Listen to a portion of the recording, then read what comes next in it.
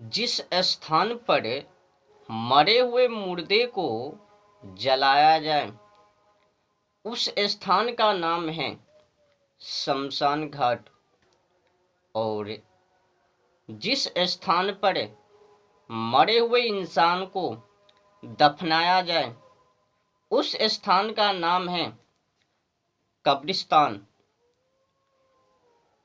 तो फिर बताओ मूर्खों, जिस स्थान पर जानवर पंछी को मारा जाए फिर उस स्थान से अपने घर लाया जाए और लाकर उनको चूल्हे पर चढ़ाया जाए, पकाया जाए, फिर पेट में डाला जाए, इन सभी जगहों का क्या नाम रखा जाए? पूछना।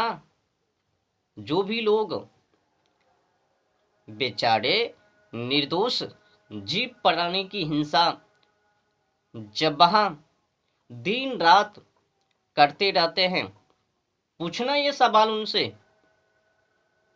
कहना कि जिस स्थान पर मरे हुए इंसान को जलाया जाए उस स्थान का तो नाम है शमशान घाट, और जिस स्थान पर मरे हुए इंसान को दफनाया जाए उस स्थान का तो नाम है कब्रिस्तान। पर मार मार के जबा करके घर लाके फिर उनको चूल्हे पर चढ़ाकर पकाकर पेट में डालकर, इन सभी प्रक्रिया को क्या कहा जाए? स्थान का क्या नाम रखा जाए? समझने की विषय है। एक दोहा है कबीरदास जी का, बहुत ही गजब दोहा है, समझिएगा। लिख रहा है, बकरी पाती खात हैं, बकरी पाती खात हैं ताकि काढ़ी खाल, जो बकरी को खात हैं तिनका कौन हवाल। मतलब है कि बकरी पाती खात हैं, बकरी बेचारी क्या खाती है? भूस, पाती, पत्ती, घास, हरी घास। तो वही लिख रहा है, बकरी पाती खात हैं जो बिचारी केवल पत्ती खा के रहती हैं, जीवन को यापन करती हैं, ताकि काढ़ी खाल, उनका खाल उतार लिया, माने जबा कर दिया, ताकि काढ़ी खाल। अब आगे की जो लाइन है उसमें क्या कह रहा है? जो बकरी को खात हैं तिनका कौन हवाल। अब समझ लो, बकरी पाती खात हैं ताकि काढ़ी खाल, अब जो बकरी को खात हैं तिनका कौन हवाल। जब बेचारी बकरी ने पाती को खाया, घास भूस को खा के वो अपने जीवन का यापन किया, तो ये मूर्ख जंजाल मानवों ने उनका जबा कर डाला, खाल उतार डाला। तो अब उनको बस घास को खाने वाली बकरी को जबा कर डाला, निर्दोष निर्दोष जीव प्राणी को। तो ये जो अपराधी हैं इनका कौन हवाल। अब इनका क्या हाल होने वाले हैं समझ लो। तुमने तो बेचारी बकरी की जबा कर डाला, और वो जो बकरी थी उसने तो कुछ किसी को नहीं बिगाड़ी, तो पर भी तुमने उनका खाल उतार दिया, उड़ेल दिया। समझने की विषय है ना। बकरी पाती खात हैं ताकि काढ़ी खाल, जो बकरी को खात हैं तिनका कौन हवाल। तो कबीरदास जी का कहने का भाव यही है कि बकरी बेचारी दिन भर किसी को कुछ तो करता नहीं, बिगाड़ता नहीं, बस घास फूस को खाती हैं और वो अपना जीवन को यापन करती हैं,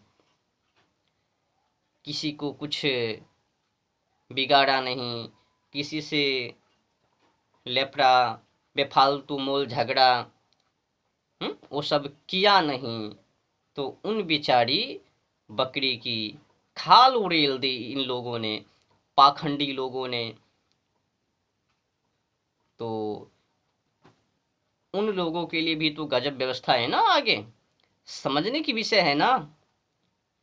अब जो प्राणी कुछ किसी को बिगाड़ा नहीं, उनकी तो दशा खराब कर दी।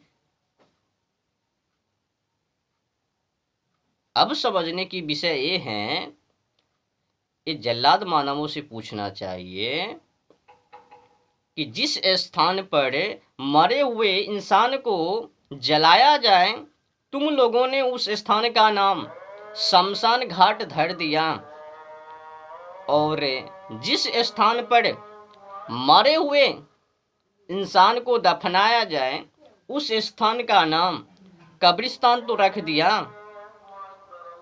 तो फिर जिस स्थान पर जानवर पंछी को मारा जाए, वो तो भी मुर्दा है भाई, मांस है।